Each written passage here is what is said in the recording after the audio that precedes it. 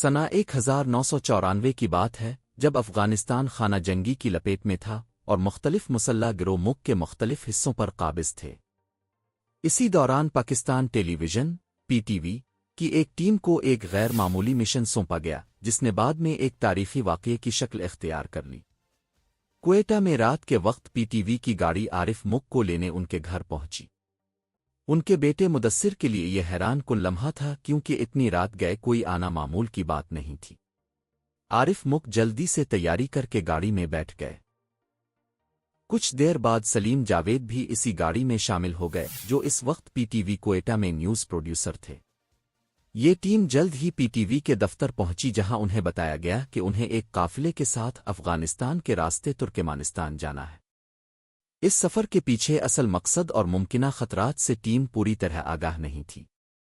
سلیم جاوید کے مطابق یہ ایک عام اسائنمنٹ لگ رہا تھا مگر حقیقت میں وہ ایک ایسے اہم تاریخی موڑ کے قریب جا رہے تھے جس کا تعلق افغانستان کی بدلتی ہوئی صورتحال سے تھا۔ اس وقت سوویت افواج کے انخلاء اور نجیب اللہ حکومت کے خاتمے کے بعد ملک میں ایک کمزور حکومت قائم تھی مگر اس کا کنٹرول محدود تھا اور مختلف گروہ آپس میں برسر پیکار تھے۔ اسی غیر یقینی اور خطرناک ماحول میں پی ٹی وی کی ٹیم نے افغانستان کا سفر شروع کیا جہاں انہیں نہ صرف مشکلات کا سامنا کرنا پڑا بلکہ ایسے واقعات کا مشاہدہ بھی کیا جو بعد میں خطے کی تاریخ کا اہم حصہ بنے۔